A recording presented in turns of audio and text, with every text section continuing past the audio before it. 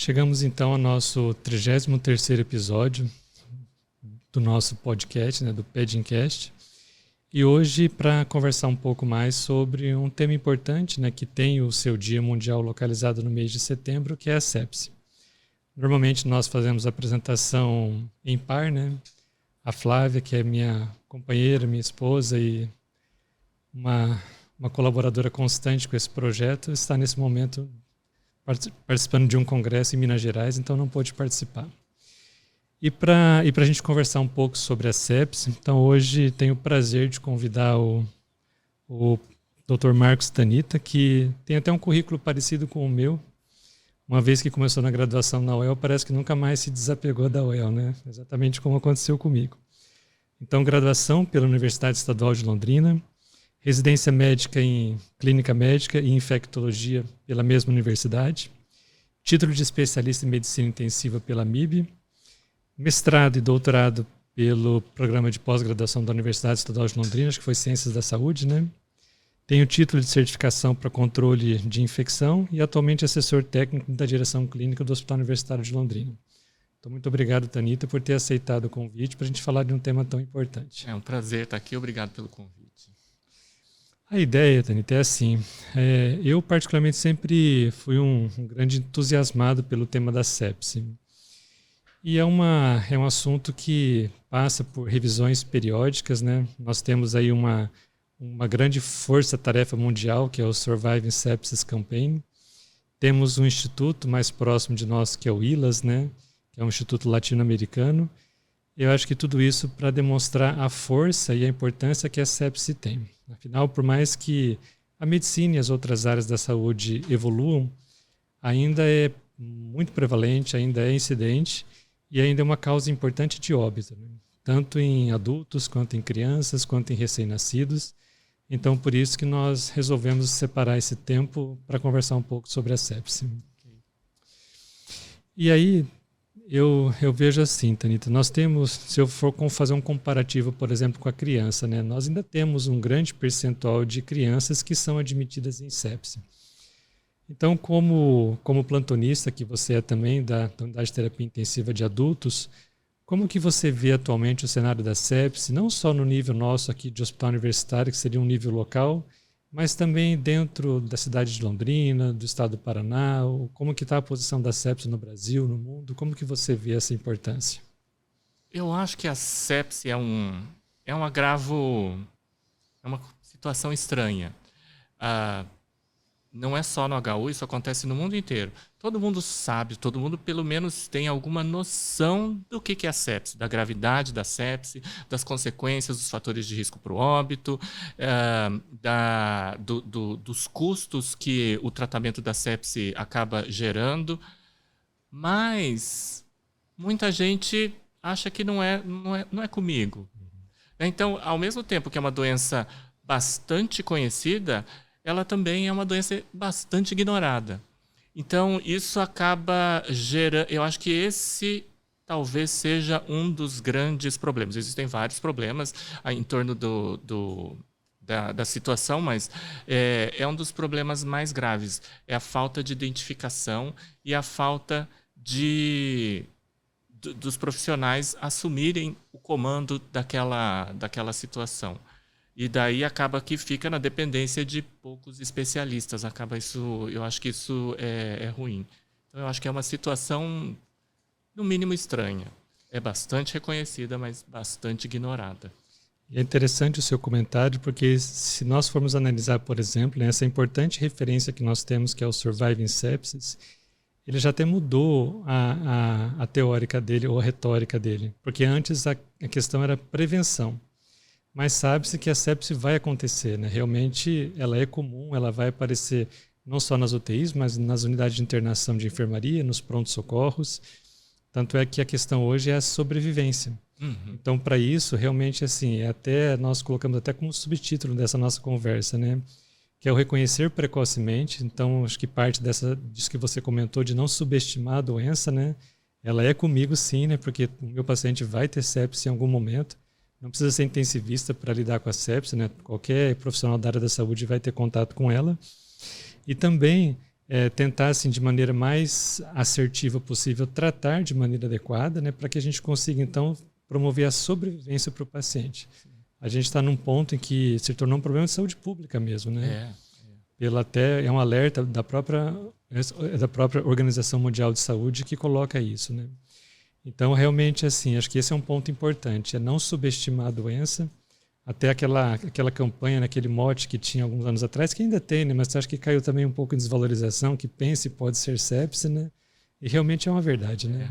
Isso é verdade. Uma coisa que eu acho que, um ponto importante, acho que no nosso cenário, talvez mais local, é a admissão não programada devido à sepse. Quando a sepse vem da comunidade, ótimo, não é programado também, mas o paciente está vindo da comunidade.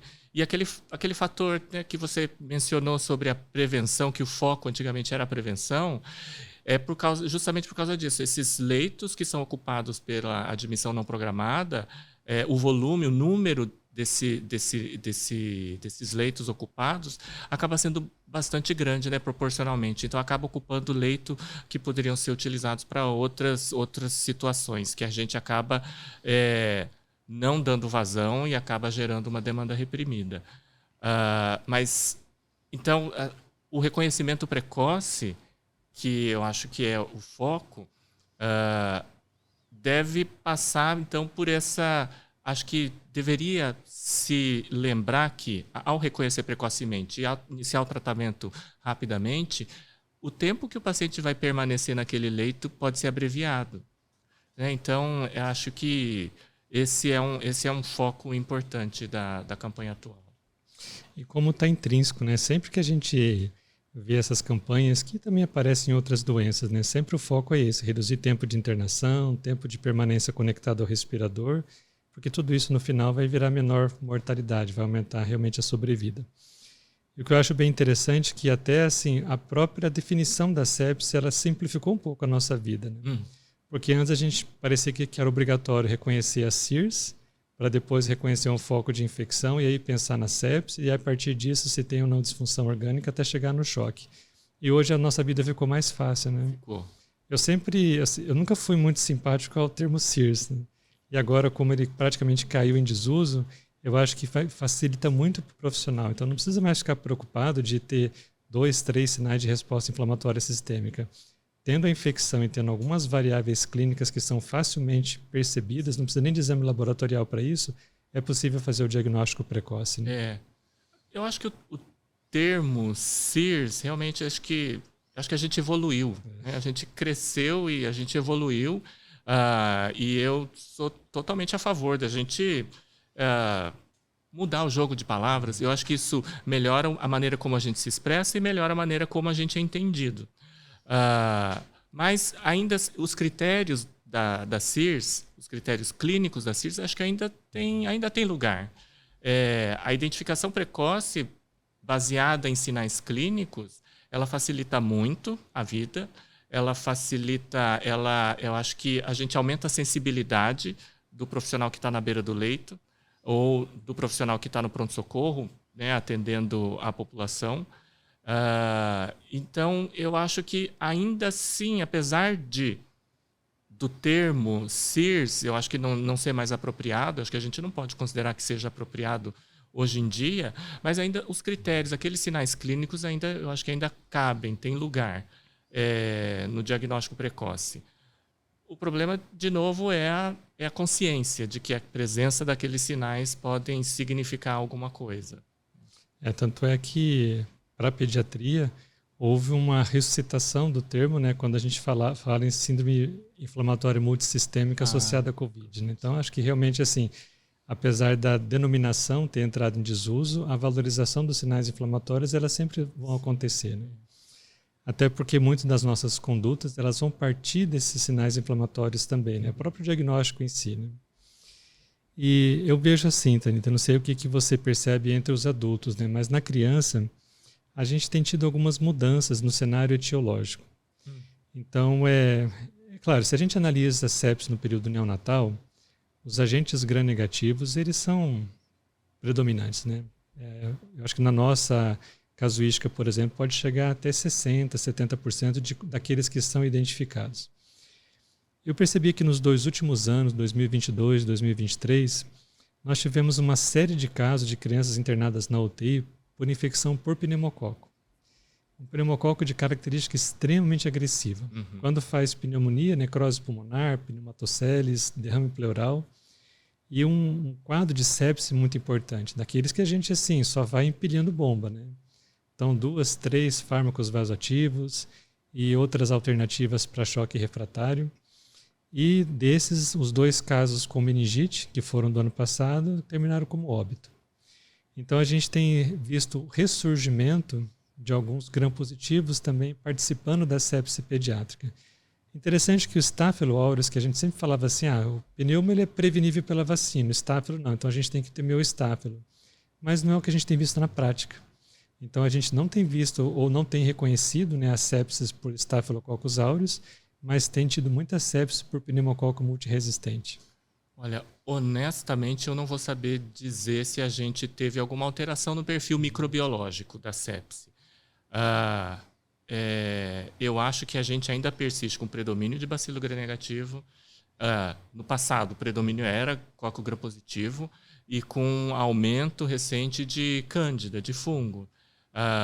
Mas óbvio que, eu acho que nos anos recentes, né, principalmente no decorrer da pandemia, muita coisa aconteceu de alteração de comportamento. Acho que na população geral o comportamento mudou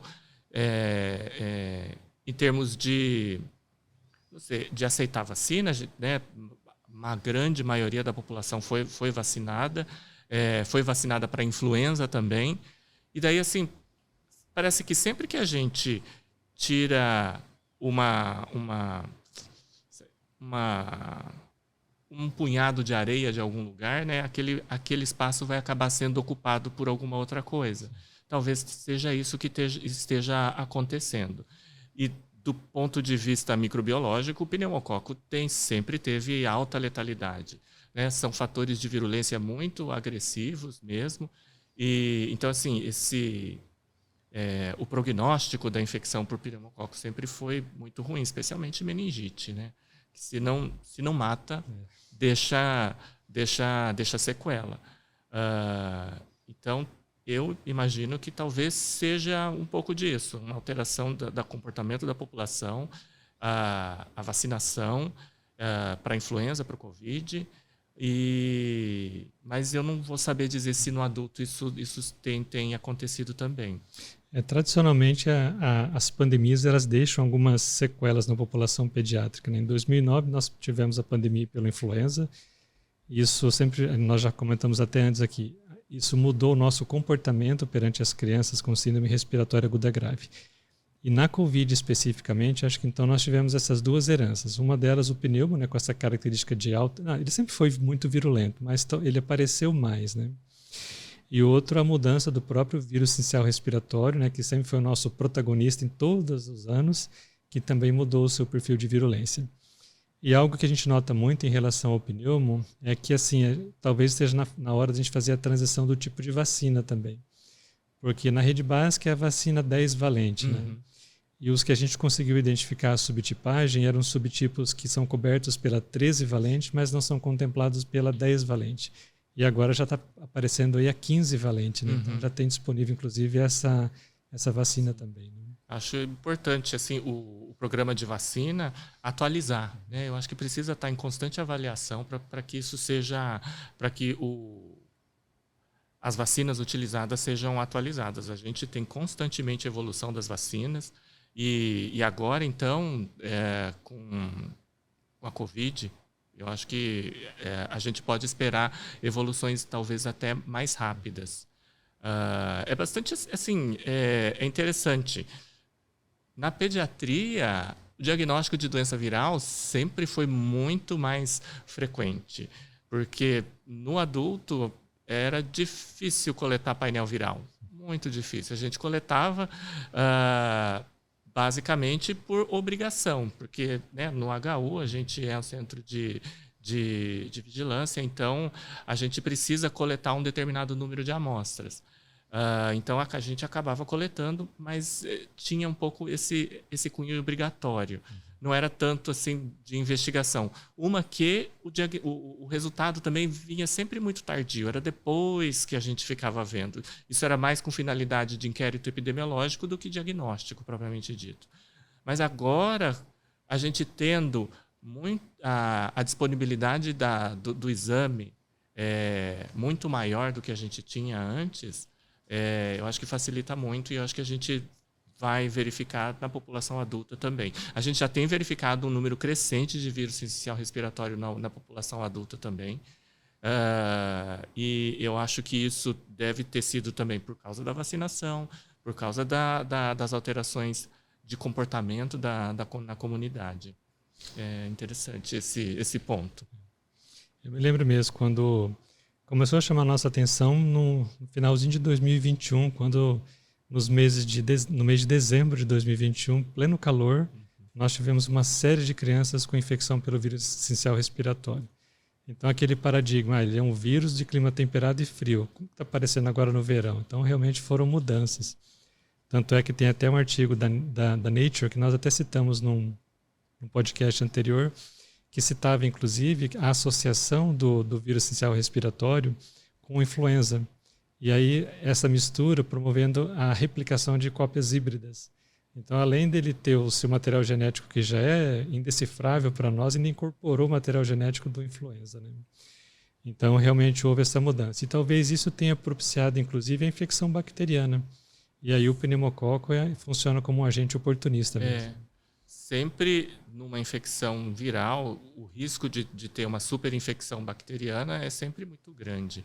E a depender, né, do perfil daquele paciente, o risco acaba sendo maior. A gente precisa entender esses fatores. Talvez seja necessário estudar um pouco melhor esses fatores, né, para a gente poder evitar ou prevenir a superinfecção. E uma pergunta que sempre chega para nós, Tanita, é assim: muita gente pergunta sobre protocolos, né? Nós não temos um protocolo definitivo ainda para o atendimento da sepse na criança, né? É tudo muito individualizado. Existem sim a disseminação das orientações, das recomendações para o diagnóstico precoce. Nós tentamos, uma época, começar com alguma coisa assim de prescrição inicial, por exemplo, para criança que internava com pneumonia e tinha sepse. Na época, a professora, a doutora Jaqueline, ajudou a participar com esse passo, né? Mas a gente não conseguiu avançar para as outras infecções. Nos adultos existe algo parecido com isso, porque o profissional vai receber o adulto e vai ter ali como se fossem os primeiros passos em relação à prescrição de antimicrobiano, por exemplo? Existe recomendação, né? A campanha de sepse tem um guideline extenso e cobre, eu acho que cobre grande parte da sistematização da assistência. Eu acho que a gente precisa ver com cuidado também o que a campanha de sepse recomenda. Eu acho que a gente precisa realmente ter um guideline, a gente precisa ter guideline de prescrição, e eu sou a favor de protocolo, especialmente para início do antibiótico empírico. Se o paciente está vindo da comunidade, a pneumonia, então nós vamos dar preferência como primeira opção, segunda opção. Se é uma infecção urinária, a gente vai ter a primeira opção, a segunda opção. Mas não é só de antibiótico que é o tratamento da sepse, né? Existem outras intervenções necessárias. E a campanha de sepse recomenda todas essas intervenções. E essas intervenções precisam ser realizadas num período de tempo de 1 hora, 3 horas e assim por diante. Mas a gente precisa entender que, dependendo do cenário, nem sempre aquilo tudo que está escrito, aquilo tudo que está recomendado não é possível, não é viável. Isso vai depender do cenário, daquele hospital, da localidade. Então, eu acho que o guideline, um protocolo, serve como guia, como recomendação, mas que deve ser adaptado para algumas particularidades que aquele serviço tem. Até porque ele muda muito de um hospital para o outro, né? Na nossa realidade, por exemplo, de UTI pediátrica, mais ou menos 60% das admissões são de crianças que têm alguma condição crônica complexa. Então, é difícil definir, por exemplo, um antibiótico único para essa população. Porque às vezes a gente vai ver, ele esteve internado nos 30 dias anteriores.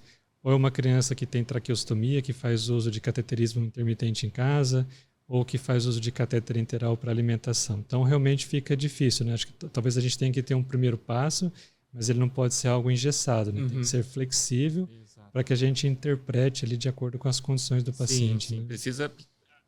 eu acho que o protocolo precisa considerar essas variáveis próprias do paciente. Além de, óbvio, considerar o conhecimento sobre farmacodinâmica, farmacocinética, mas essas particularidades do paciente, ainda mais sendo que grande parte da população vai ter alguma comorbidade, então essas particularidades precisam ser consideradas. É protocolo. E até o perfil do próprio agente antimicrobiano, né? Falamos há pouco do pneumococo. Então, dos casos que a gente conseguiu identificar pela cultura, hemocultura ou cultura de líquido pleural, os mais agressivos, eles eram praticamente unânimes em relação à resistência à ampicilina. Então, aquela ideia de inicialmente usar ampicilina com sulbactam para as pneumonias com sepse, de repente já está sendo revista, porque o agente que mais causou morbidade, mortalidade, é resistente a esse antibiótico. Né? Sempre, assim, eu acho que qualquer protocolo precisa ser embasado. E precisa existir uma coisa que eu acho que a gente não tem, a gente falha. É a coleta constante e a revisão constante daquelas informações, para que, a partir daquilo, então, a gente ajuste o que é recomendado, quais são as recomendações para uma determinada situação, quais são as recomendações para outra situação. Então, acho que isso a gente acaba falhando num cenário assim, mais global.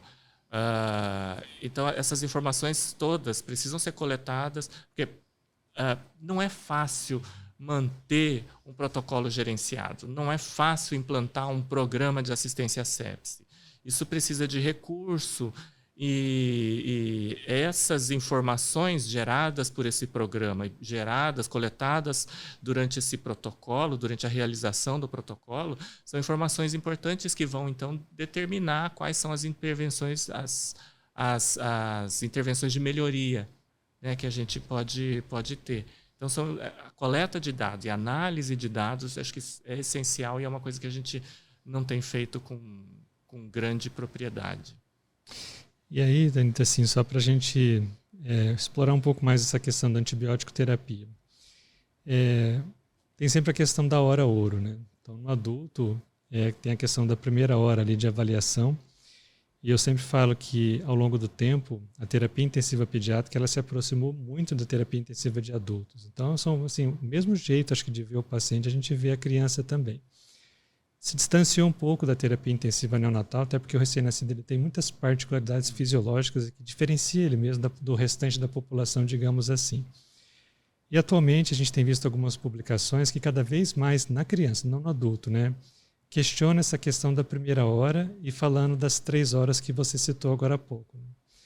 Então, o Survive de 2021, né, pediátrico ainda cita, né, que se for sepse com disfunção orgânica ou choque séptico na primeira hora, se for sepse sem a disfunção orgânica até 3 horas. Mas cada vez mais a gente tem visto publicação que compara primeira e terceira hora e parece que não está tendo muita diferença mesmo em relação à evolução. Eu acho que o importante, a campanha de sepse, né, o guideline do adulto também fala exatamente a mesma coisa. No choque séptico, se tem uma infecção identificada e o paciente tem choque séptico, o antibiótico deve ser iniciado na primeira hora. Se o paciente não está nessa situação, existe um tempo maior para que outras causas de um quadro inflamatório possa ser investigada. E se detectada alguma dessas causas que não infecciosas para aquele cenário, o antibiótico pode ser, então segurado um pouco ou desacelerado. Talvez o que possa acontecer, talvez seja essa mistura de situações que são infecciosas e não infecciosas. Talvez a gente possa ter, na população que está em choque séptico, que não seja exatamente uma infecção. Talvez exista um outro comemorativo naquele paciente. Ele tem insuficiência cardíaca. Talvez ele tenha uma malformação cardíaca, talvez ele tenha uma comunicação interatrial, né, que são situações na pediatria que talvez sejam mais comuns. E no adulto, a gente tem uma infinidade de situações que podem cursar com o choque e que podem ser desencadeadas por uma infecção e que talvez não seja exatamente choque séptico. O paciente está chocado, mas não é choque séptico. Então, talvez a gente esteja comparando alhos com bugalhos e daí o resultado acaba sendo o mesmo, né? Mas, então, a gente, na leitura daquela recomendação, acho que a gente precisa ter um pouco de visão crítica do que se apresenta na nossa frente, né, na hora da assistência na beira do leito, e do que a gente tem de recomendação da literatura. A gente precisa saber navegar um pouco nesses cenários. E uma outra dúvida também que eu vejo não só de pessoas que acompanham o nosso trabalho, mas a gente vê muito isso até na própria residência de pediatria e da terapia intensiva pediátrica, e que eu vejo assim, com uma certa dificuldade de mudar esse paradigma em relação ao volume. Tanto é que assim, você foi aluno da UEL, eu também fui, né? Eu me lembro que eu não sei se ainda existe aquela placa na entrada da UTI-1 que o intensivismo é a arte de dar volume, né? Em épocas em que realmente assim, a conduta era essa, né? No caso do adulto, 1.000 ml, na criança, 20 ml por quilo, 20 ml por quilo. Mas o que eu percebo assim, cada vez mais a gente tem crianças que não toleram esse tanto de volume no início da avaliação. E criou-se um viés algum tempo atrás, mas assim, não foi nem pela campanha, nem pelos nossos coordenadores de área, nem nada. Mas criou-se uma certa tendência assim, se é sepsis, então eu preciso fazer volume, eu sou obrigado a fazer volume. E às vezes nem acompanhando por meio de um exame físico, uma conduta que era passada até por telefone, por mensagem, né? E a gente hoje tem um impacto muito grande desse volume na criança, né? Tanto é que a gente fala em balanço hídrico diário, balanço hídrico acumulativo, e assim, às vezes uma expansão que é feita na avaliação inicial dessa criança, a gente leva dias para compensar depois. Então, a gente tem cada vez mais falado, olha, o volume é importante? Claro que é importante, desde que tenha uma indicação, desde que não tenha sinais de sobrecarga volêmica, mas que a pessoa esteja também com a mente aberta para pular, às vezes, esse volume e começar direto no fármaco vasoativo. Eu acho que as duas coisas talvez devam andar paralelamente. Acho que tem que fazer as duas coisas. Sobre a dose fixa de volume, no adulto é 30 ml por quilo. Mas 30 ml por quilo para fazer no decorrer das primeiras 3 horas. Então, nessas 3 horas, o paciente está hipotenso, a gente não deve esperar as 3 horas. Então, a gente deve iniciar, no adulto, a gente acaba iniciando o vasopressor bem mais cedo do que a gente costumava fazer, para evitar realmente a hipotensão. Mas o problema o problema é interpretar aquilo que está escrito. Como você falou, existem pacientes que realmente não vão aguentar, não vão tolerar 30 ml por quilo. E assim, você até antes tinha comentado a respeito da arte de dar volume. Eu acho que esse é um termo que a gente deveria desmistificar um pouco. Porque quando a gente fala a arte de dar volume, parece que a gente precisa, então, será que a gente precisa de um artista? E que ele vai ser bastante talentoso e criativo e ele vai criar uma intervenção terapêutica única e inédita? Eu acho que não, acho que é longe disso, né? Uma intervenção inédita que nunca foi testada é perigosa. Então, eu acho que a gente deveria desmistificar esse termo, a arte de dar volume. Eu acho que a gente tem que seguir uma recomendação geral e a gente deve adaptar porque a gente vai medir no paciente. Eu acho que, junto com a reposição volêmica, eu acho que a gente deve implementar as medidas de variáveis hemodinâmicas. Não basta medir apenas a pressão arterial no manguito. Talvez a gente precise de uma pressão arterial invasiva, ou então Agora que a gente tem ultrassom, talvez a gente consiga medir o débito cardíaco, a fração de ejeção, a gente consegue pelo menos ter a dimensão da veia cava inferior.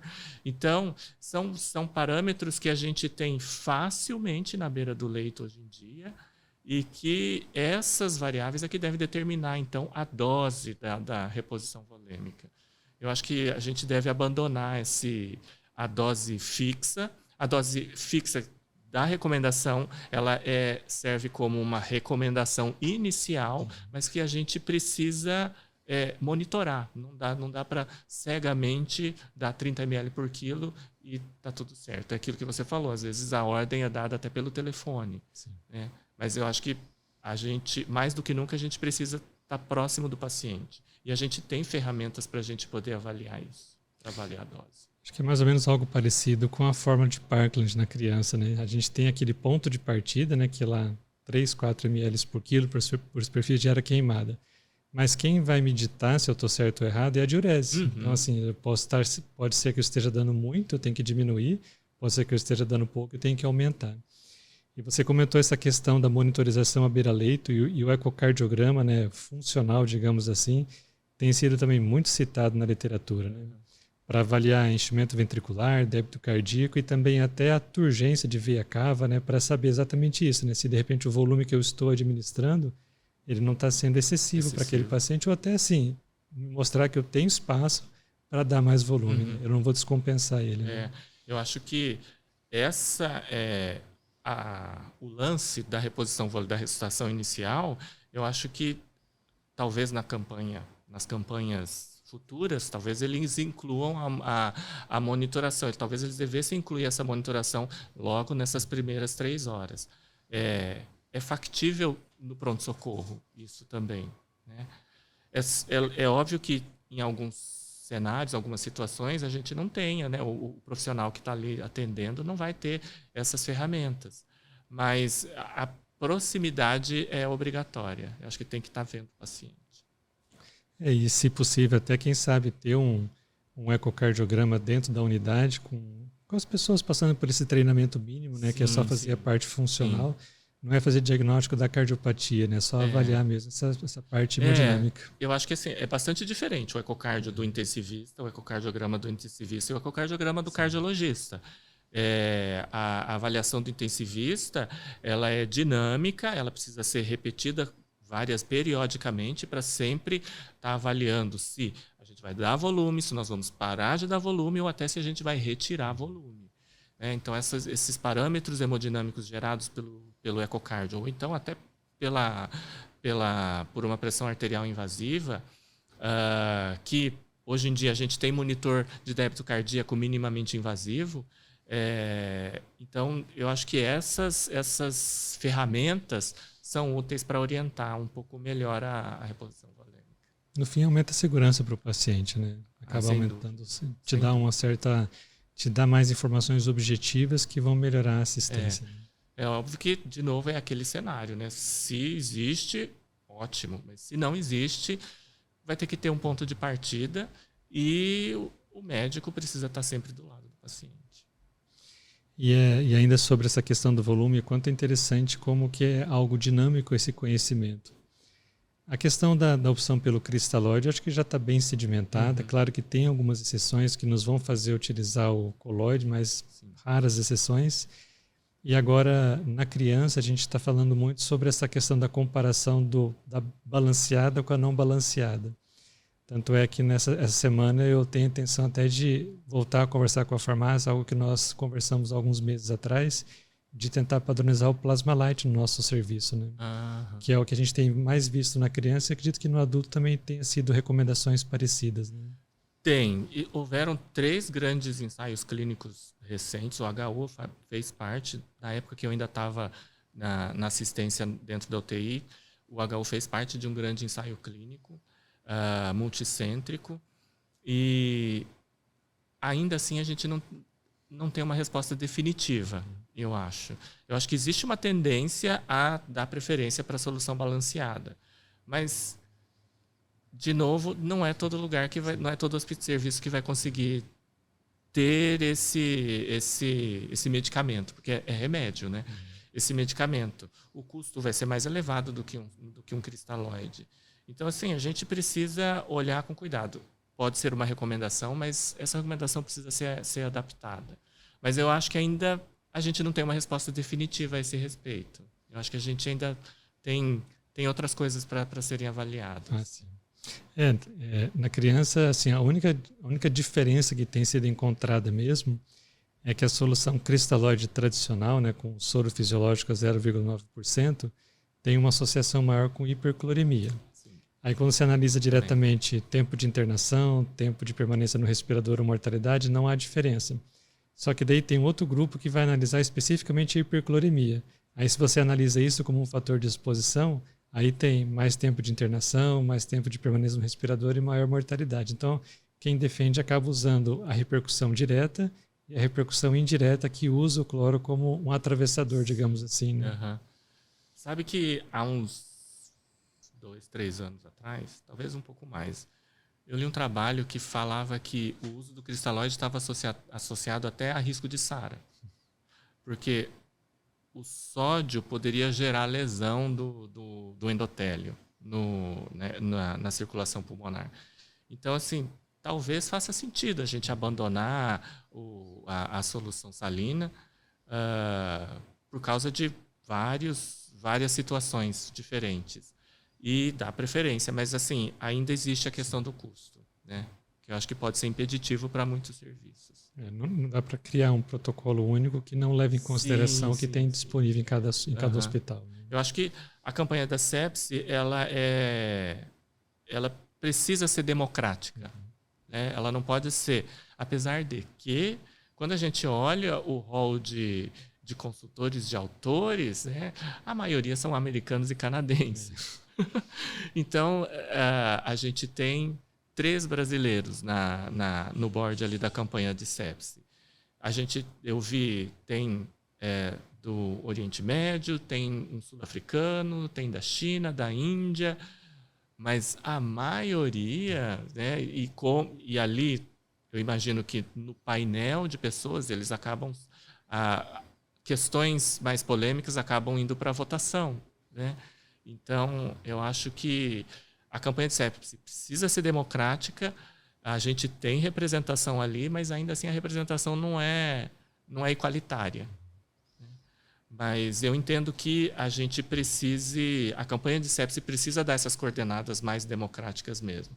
Mas, de novo, a gente precisa adaptar para aquilo que a gente tem disponível para obter o melhor resultado. Se a gente tiver solução balanceada, ótimo, excelente. Mas se não tiver também, aí eu acho que a gente precisa usar o bom senso. É melhor o que já tem do que aquilo do que o que não tem. Sim, né? E em relação a essa parte da assistência hemodinâmica inicial,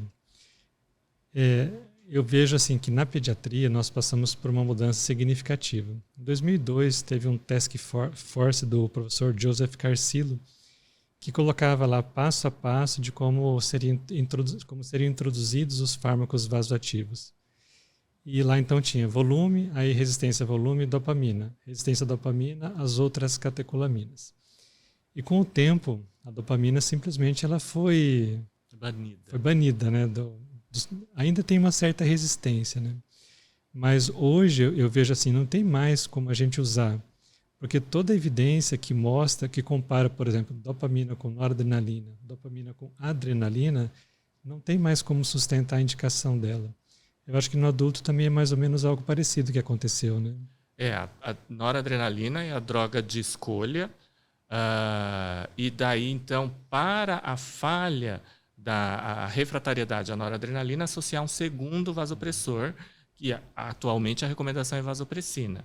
Mas no passado chegou a ser a adrenalina. Ou então, na verdade, assim, a evidência não era a favor nem de uma nem de outra. Hoje em dia, a evidência é a favor da vasopressina. Mas engraçado, né? Essas evidências vão surgindo, só que no tratamento do choque com vasopressor, existem outras questões ali ao redor, né? Qual será que é a dose máxima para a gente poder considerar que um choque é refratário? Qual será que seria a pressão arterial média ideal e que abaixo daquilo, com a dose máxima de vasopressor, a gente deveria considerar como choque refratário. Então, são questões que, de novo, também precisam ser, talvez, personalizadas para cada paciente. Talvez exista uma população de pacientes que necessitem de pressões até um pouco maiores, talvez exista uma população de pacientes que tolerem pressões menores. Então, de novo, a campanha de sepse precisa ser democrática e precisa dar um norte. Mas na beira do leito, eu acho que a gente, com a monitorização, a gente consegue titular essas coisas e a gente consegue acompanhar. Uma outra coisa que eu aprendi com a doutora Cíntia Grion é, sempre que alguma coisa não estiver dando certo, faz o ABCD de novo. Então, verifica se a linha arterial está correta, está bem posicionada, não está dobrando, não está obstruída. A bomba de infusão está alarmando muito, está dando sempre alarme de obstrução. E daí, se a bomba fica desligando a toda hora, é óbvio que não está entrando vasopressor. Verificar outras situações. O paciente está precisando, talvez, de inotrópico nessa situação, não é de tanto mais de vasopressor, mas é de inotrópico, ou então o paciente está muito taquicárdico, talvez a gente precise usar esmolol em bomba. Existia um trabalho anos atrás que usou esmolol em paciente séptico idoso com FA. E a redução da frequência cardíaca, sem reverter a FA, obviamente, mas a redução da frequência cardíaca foi benéfica para aquela população. Então, assim, através da monitorização hemodinâmica, eu acho que a gente precisa personalizar essas coisas. E a gente não deve ter sempre uma única meta e seguir ou ser persistente. Persistente talvez não seja a palavra, mas ser insistente em alguma coisa que talvez não dê certo. Talvez a gente precise de um pouco até um pouco de flexibilidade emocional, né, para isso, para a gente poder, então, adotar condutas que sejam mais adequadas para determinado segmento de paciente. E daí talvez a gente deva considerar diferentes fenótipos, né, para os pacientes. E para aquele determinado subgrupo de pacientes, uma intervenção mais adequada. Para aquele outro subgrupo de pacientes, uma outra intervenção. Quando você citou os ensinamentos da professora Cíntia, eu tive um déjà vu, né? Porque eu ouvi exatamente as mesmas coisas da professora Luísa Moria, que ela sempre, quando eu estava na residência ainda, né? Então, às vezes a pessoa chegava para ela e falava, olha, a pressão tá tal. Ela falava assim, como às vezes era um bebê, não tinha pressão arterial invasiva, mas o manguito está adequado? Está bem posicionado? Tá baixo, mas como que está o pulso? Como que está a perfusão periférica? Então, às vezes, a gente trabalha assim com uma meta que, para um recém-nascido, por exemplo, ele deveria ter uma pressão arterial média de 40 a 45. Mas, às vezes, de 30 a 35, ele está mantendo uma perfusão adequada, está mantendo um pulso bom.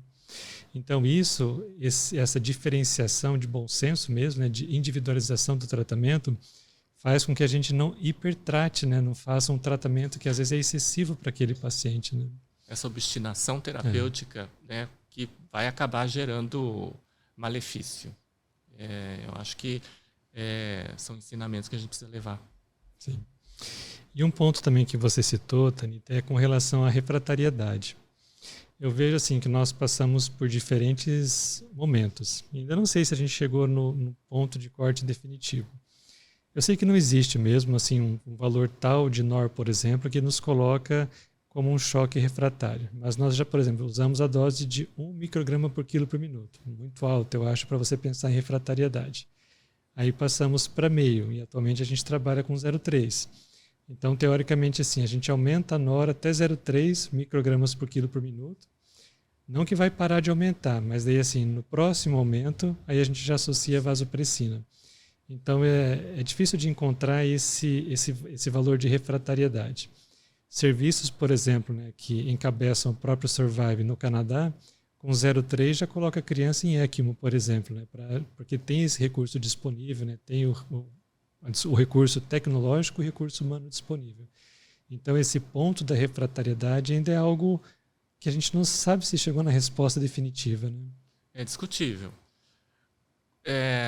Uma situação assim que eu vi para outros medicamentos, como a polimixina, por exemplo. Na época que a polimixina foi desenvolvida e foi lançada no mercado, ela foi lançada sem um ensaio clínico randomizado. Então, no processo de desenvolvimento de uma droga, ela passa por diversas fases e nas fases iniciais são determinadas as doses tóxicas. Né? Então, a dose máxima é determinada nas fases iniciais. Agora, para vasopressor, isso nunca aconteceu. Né? Então, a gente não sabe exatamente qual seria a dose máxima. Eu entendo que a dose máxima é aquela que vai gerar malefício, que vai gerar um evento adverso. Sei lá, pode ser a isquemia das extremidades, isquemia esplâncnica. Então, esse evento adverso talvez determine a dose máxima, mas a gente nunca teve um estudo, um ensaio clínico que pudesse determinar isso. Então, essa determinação parece ser um pouco empírica, 1 micrograma, meio micrograma, mas de maneira geral, o vasopressor nunca é bom, né? Sempre tem, mesmo que a gente use em doses menores, sempre vai ter um efeito colateral. Pode induzir a taquicardia, pode diminuir a contratilidade do miocárdio. Então, talvez eu acho que seguir o caminho de associação, talvez um pouco mais precoce, com um segundo vasopressor, no caso a vasopressina, talvez seja benéfico mesmo. Mas até agora eu acho que a gente ainda não tem uma resposta definitiva mesmo. Concordo com você. E eu imagino que para criança seja como para crianças de diferentes idades, você tem 7 points de pressão arterial diferente, isso deve se gerar mais trabalho, deve ser mais trabalhoso. E por isso que eu acho que a doutora Luísa tem razão, a gente precisa avaliar a perfusão, precisa avaliar o pulso, o lactato clareou, então, mesmo não tendo aquela pressão exatamente no alvo, estando uma pressão um pouco menor, mas se o lactato clareou, ótimo, a gente não precisa ser obstinado a ponto de aumentar o vasopressor só para atingir aquela pressão alvo. Acho que são ensinamentos que a gente precisa levar mesmo. Você citou bem, assim, na criança muita coisa é bem complexa. Né? Primeiro que a gente tem, então, diferentes pressões arteriais médias, de acordo com a idade. E aí, em relação aos fármacos que atuam em receptores adrenérgicos, a gente tem muita variação de densidade de receptores na criança. Então, a criança, quando ela nasce, ela tem proporcionalmente uma densidade muito pequena. Então, rapidamente satura todo aquele receptor com doses menores. Então, quando surgem alguns fármacos que não dependem desses receptores, a pediatria faz festa, né? Que é o que aconteceu com a milrinona, que não depende de receptor adrenérgico, e o que aconteceu com a vasopressina. Então, assim, ela nem é um novo fármaco, digamos assim, um fármaco que já existia aí para outras finalidades. Mas o fato dela não depender do receptor adrenérgico na criança tem um impacto bem significativo. Então, a gente viu que ela veio como uma ferramenta. Eu gosto muito da vasopressina, né? Claro que a gente não começa com ela como primeira opção, mas eu acho que nesses casos que está tendendo à refratariedade, até pelo fato dela ser independente desses receptores, ela foi muito bem-vinda. Interessante eu tinha desconhecimento sobre a questão dos receptores na criança. Não tinha esse conhecimento. Interessante. Por isso que a milrinona ela ganhou tantos adeptos na neonatologia, por exemplo, né? Porque ela consegue fazer parte do efeito que a dobutamina faz, mas sem depender do receptor adrenérgico, que naquele bebê tem uma densidade proporcionalmente menor. Né? E por mais droga que se dê, não vai conseguir. Vai atingir o efeito. E o corticoide contínuo, vocês têm usado para o paciente adulto com choque refratário? Tem se utilizado, sim. De novo, é naquela situação do ABCD, de novo. Sempre, se alguma coisa não estiver dando certo, reavalie tudo. Então, é o tamanho do manguito, é a linha arterial, é a bomba e passa pelo corticoide. Será que está com corticoide? Vamos associar o corticoide? É um pouco empírico a associação do corticoide. Mas, e o corticoide também não é isento de evento adverso. Em alguns pacientes, se o paciente é diabético e ele já está descompensado, pode agravar a descompensação. Então, precisa ser utilizado, eu acho que com parcimônia, por menor que seja a dose da hidrocortisona que a gente utilize. acho que a gente pode usar com parcimônia. Acho que a gente deve usar com parcimônia. E tem usado ela de modo contínuo mesmo. Contínuo, mas existem serviços que usam de forma fracionada, intermitente. A gente usa o contínuo porque a evidência inicial lá atrás foi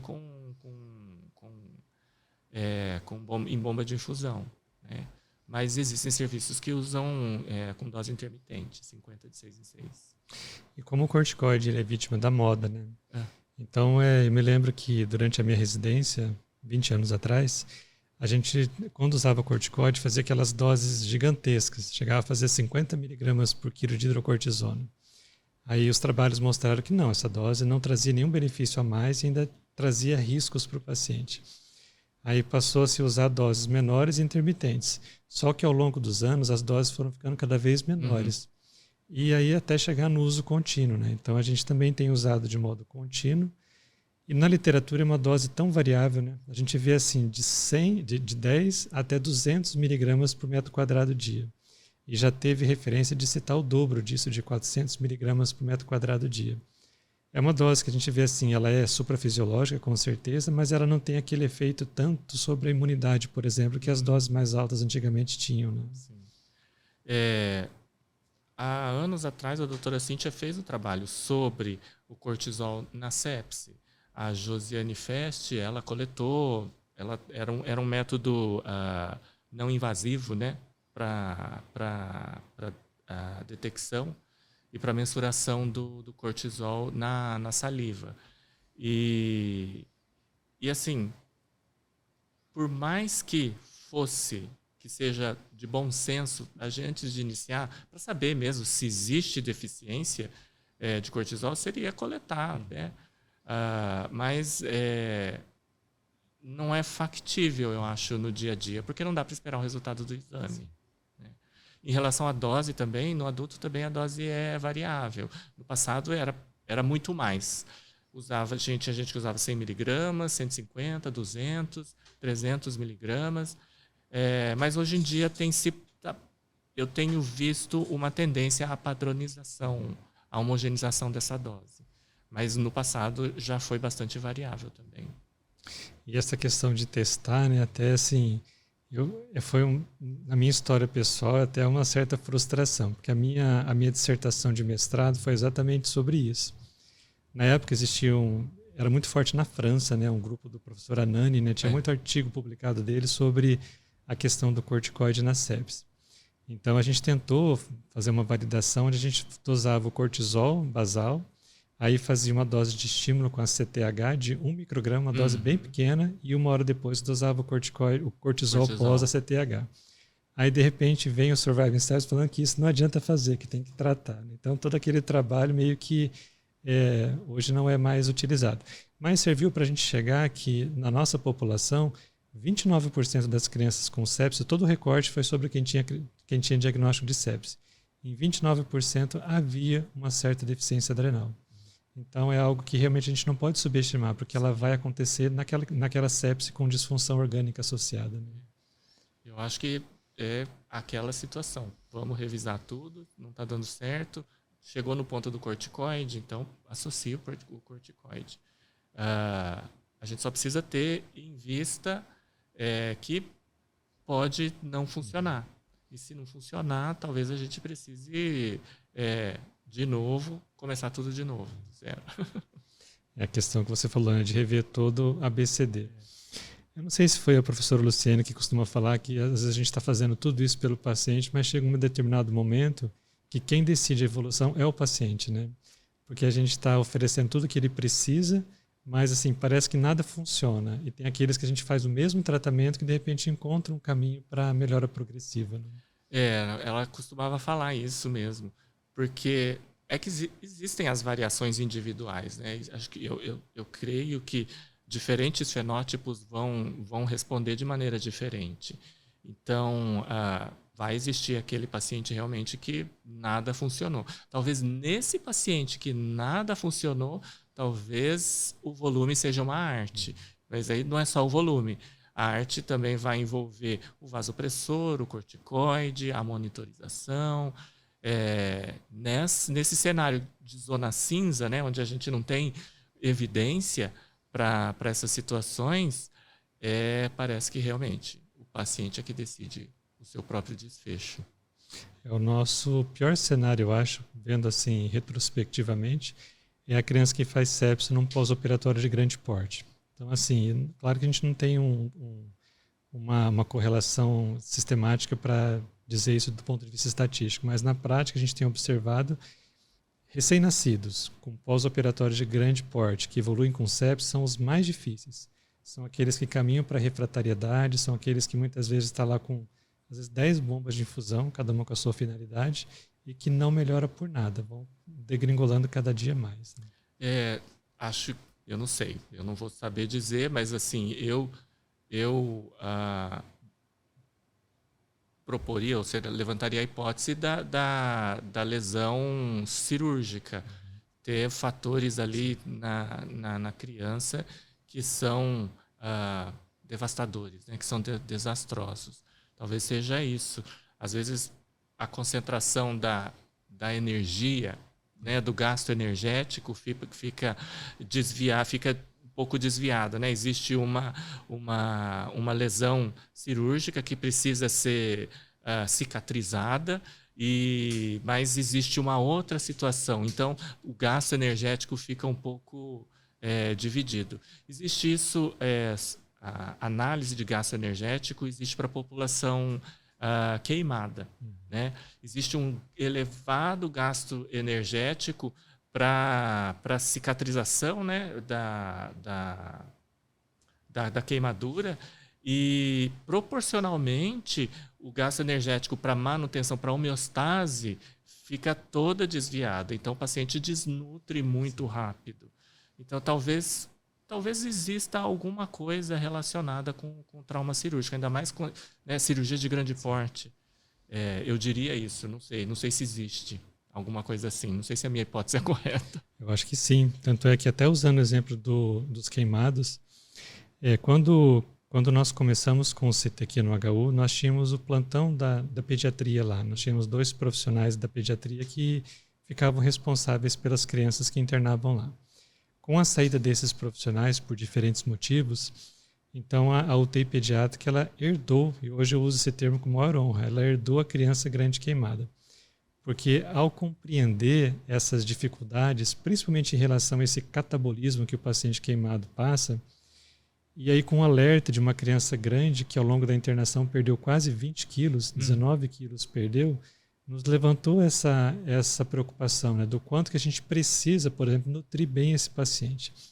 Então, hoje, a gente pode dizer assim que nós aprendemos muito com as crianças com grandes queimaduras, e esse aprendizado, hoje, ele é aproveitado em outras situações, como, por exemplo, o pós-operatório de grande porte. Então, a impressão que sim, né, que voltando lá, né, a gente fala que não quer falar dela, mas a gente acaba falando da resposta inflamatória sistêmica, é algo incomum. Sepse, cirurgia de grande porte, o grande queimado e no paciente com traumatismo crânioencefálico grave. Então, são 4 cenários, desses 2 como causa externa, mas que parece que a mesma resposta inflamatória que a sepse, por exemplo. Desastrosa, né? Sempre desastrosa. No paciente queimado, é uma situação até assim, o paciente queimado já obviamente está inflamado, tanto que os critérios de sepse para o paciente queimado no adulto são totalmente diferentes do critério de sepse. São critérios bem antigos, eu não tenho conhecimento. Esses critérios, esse consenso tem muito mais de 10 anos, até onde eu tenho conhecimento, ainda não foram revistos, e inclui a glicemia, inclui o resíduo gástrico nesses critérios. Então, o paciente, quanto mais complexo o paciente, a gente precisa ampliar o nosso leque de conhecimento, né? E eu acho que isso é muito, muito bom, por um lado, porque a gente acaba aprende meio aos trancos e barrancos, a gente aprende. E assim, a gente sempre ouve falar, por exemplo, nessa diferenciação da sepse de origem comunitária da sepse de origem hospitalar. Quando se fala em sepse de origem comunitária, se fala até na questão da sepse pelo Staphylo aureus, que já é resistente à meticilina, oxacilina na população que vem de casa, por exemplo, né? Ou até gram-negativos já com um perfil de resistência diferenciado. Mas eu vejo assim, a sepse comunitária às vezes é algo que a gente não consegue evitar, né? Porque assim, a lesão primária já chega para nós instalada. A sepse de origem hospitalar é meio que a gente tem uma corresponsabilidade sobre ela. E como que você vê, Thanita, assim, que a gente pode tentar prevenir, por exemplo, aí sim falando em prevenção, da sepse de origem hospitalar? A infecção que causa, que surge dentro do hospital, eu acho que deveria ser sempre considerado um evento adverso. E na mitigação, na tentativa de mitigação desse evento adverso, o fator que tem maior impacto é o tempo que o paciente permanece no hospital. Esse tempo de permanência é a correlação com a exposição. Quanto mais tempo, quanto maior a exposição a uma determinada situação, maior o risco para evoluir com essa situação. E no caso, então, de infecção, e no caso de infecção relacionada à assistência à saúde, obviamente, é o tempo de exposição. E daí, então, a gente tem vários fatores relacionados a esse tempo de exposição. Reduzir o tempo de internação de paciente cirúrgico, aderir à higiene das mãos, aderir às práticas da cirurgia segura, aderir às recomendações do antibiótico profilático no perioperatório. Todas essas situações têm impacto sobre a infecção relacionada à assistência à saúde.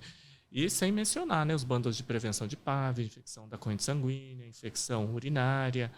Eu acho que a prevenção da sepse e da infecção não é unidimensional. A gente tem muita coisa envolvida. E podem existir coisas até que a gente ainda não tem conhecimento. Mas quando a gente fala, né, quando a gente menciona a prevenção da sepse, eu acho que, obviamente, a gente precisa falar da prevenção de infecção. Então, todos esses fatores, desde a higiene das mãos até a cirurgia segura, eu acho que a gente precisa advogar e aumentar a adesão a essas dimensões. E uma consequência colateral, eu acho, benéfica da prevenção da sepse vai ser a prevenção de resistência bacteriana. Porque quanto mais antibiótico, quanto mais infecção, mais antibiótico vai ser prescrito e maior vai ser o risco de resistência bacteriana dentro do hospital. Então, uma consequência colateral disso, um benefício colateral vai ser a resistência. E a gente tem cada vez mais bactéria resistente e a gente tem cada vez menos antibiótico disponível. Então, eu posso até estar sendo pessimista, mas o stewardship de antibiótico é muito importante. A gente precisa controlar o que é utilizado, o que é prescrito dentro do hospital. Mas só o stewardship dentro do hospital não é o suficiente para prevenir a resistência bacteriana. Então, a única maneira de proteger aquele paciente contra uma situação onde a gente não vai ter um antibiótico para tratar, que no final das contas é quando a gente vê lá um acineto pan-resistente, é a prevenção. A única maneira de evitar é a prevenção de infecção e a prevenção da sepse. Então, a prevenção da infecção vai passar pela prevenção da sepse e vai também passar pela mitigação da resistência bacteriana. Eu acho que aderir a todas aquelas recomendações de prevenção é muito importante e eu acho que é a única maneira de proteger o paciente. Interessante, né? Porque são medidas de baixo custo, se a gente for pensar nas medidas de prevenção, E quando a gente fala nessa questão da necessidade de flexibilização, quando a gente está do outro lado, tratando a sepse, talvez para prever ou para prevenir, né? Daí sim, talvez a gente tenha que ser mais rigoroso nesses bandos, né? Então parece que para não acontecer a sepse, aí sim vale a pena seguir sempre as mesmas regras e ser muito fiel àquelas regras. Sim. Deixar para entrar nas exceções para tratar, Sim. mas para prevenção as medidas mais rígidas elas funcionam bem. Eu acho que a gente precisa estar sempre acompanhando, né? Porque podem existir períodos em que uma intervenção, o tônus, sabe, daquela intervenção acabe diminuindo e daí então a higiene oral, por exemplo, passe a cair, né? A adesão à higiene oral passe a cair. E na prevenção de infecção sempre é tudo ou nada. Né? Então a gente precisa ter mais de 95% de adesão a todas as intervenções daquele pacote. Se a gente tiver uma intervenção que não atingiu 95%, a probabilidade de a gente ter um resultado ruim na nossa população é bastante grande. Né? Não é só de um único paciente que a gente está falando. A gente está falando da população inteira admitida, né? Sobre os nossos cuidados. Então, para a prevenção de infecção, todas as medidas são necessárias e é sempre tudo ou nada. Acho que até por isso que o hospital desenvolve aquele gráfico de radar, né? Quando ele vai monitorar essas práticas. Sim, né? sim. O gráfico tem que estar sempre mais redondinho. Na forma de um radar mesmo. Né? Tem que estar mais redondinho. E para a gente finalizar, Thanita, até assim, uma pergunta que eu acho, não que ela seja difícil, né? Mas é assim, não sei se ela existe uma resposta. Né? Anos atrás, né, como numa perspectiva, né, falando um pouco sobre perspectiva, né, do que a gente pode ter que vai nos ajudar a tratar o paciente com sepse. Nós tivemos o Xigris, que foi um grande entusiasmo por ele. Foi. Né? Não durou um ano, eu acho, já entrou em desuso porque o follow-up mostrou que a medicação não era aquilo que o laboratório defendia. E hoje a gente cai nesse cenário, né? Então a gente está falando muito sobre monitorização. Então nós temos estratégias que monitoram melhor. Ecofuncional, pressão arterial invasiva, outras medidas hemodinâmicas que nos ajudam nas condutas. Mas, por outro lado, caímos na limitação, por exemplo, de determinados recursos que são recomendados nos países mais desenvolvidos, mas que nós não temos aqui. A questão dos antimicrobianos, né? Então, a gente tem associações novas, por exemplo, que a gente vai ver o antibiograma e já está resistente. A gente nem usou aquele antibiótico, mas o perfil de resistência ele já existe. Então, assim, você vê alguma perspectiva que nos próximos anos, nas próximas décadas que seja, que pode mudar a história natural da sepse, que aumentar a sobrevivência de um paciente que interna por sepse? De novo, eu acho que eu vou ser pessimista. Até agora eu não consigo enxergar uma única intervenção ou um único medicamento. Acho que é esperar muito milagre.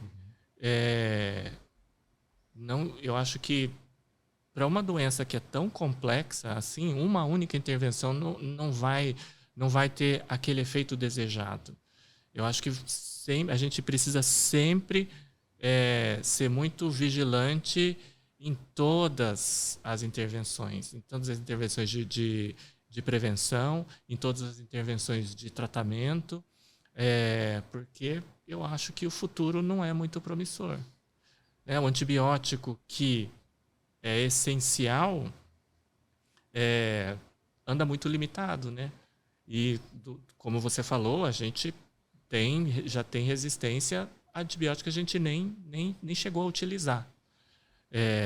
No caso, antes da implantação da ceftolozana, a gente já tinha pseudomonas resistente, sabe? Já tinha identificado no laboratório de microbiologia algumas amostras com resistência e nunca tinha utilizado. Isso vai acontecer, isso vai se repetir, porque os antibióticos eles são desenvolvidos. É difícil um antibiótico ser desenvolvido um antibiótico ser uma molécula totalmente nova. Os antibióticos eles sempre são modificados. Vamos ligar um outro átomo de carbono aqui, vamos colocar um hidrogênio aqui, ou então vamos alterar essa ligação entre duas dentro da molécula. Então, os antibióticos atualmente eles vêm sendo talvez reciclados, né, de uma maneira fácil de entender. A gente tem feito associações de antibióticos antigos com novos inibidores, ou então um inibidor antigo com um novo antibiótico, mas assim, um antibiótico reciclado.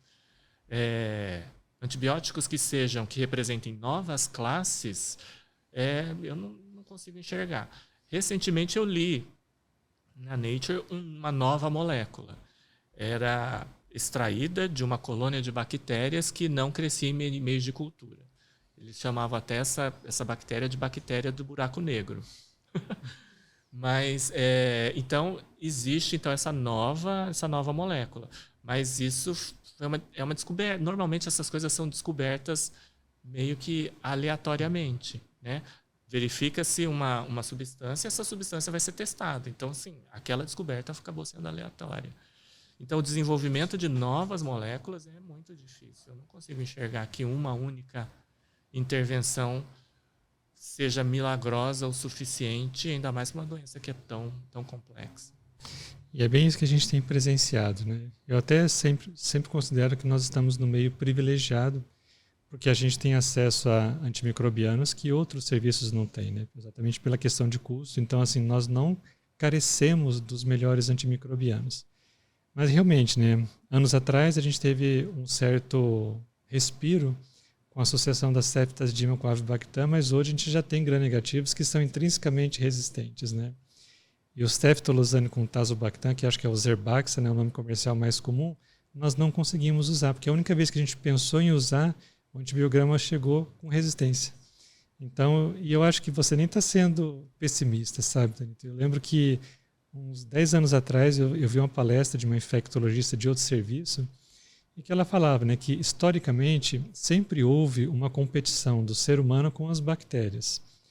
Essa competição ela vai existir para sempre, mas ela vai ter um único sobrevivente, que provavelmente não vai ser o ser humano, porque realmente a gente está limitado, né?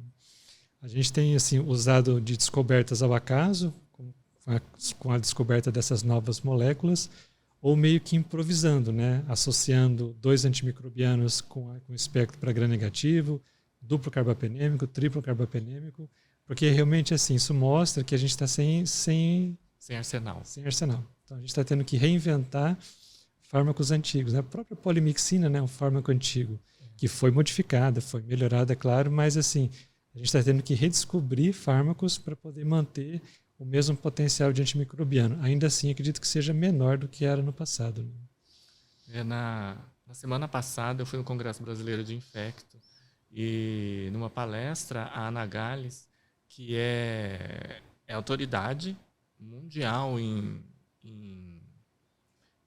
doenças infecciosas e na parte especificamente de resistência bacteriana, ela diz que numa determinada amostra, ela chegou a testar cloranfenicol, que a gente nem tem mais no mercado.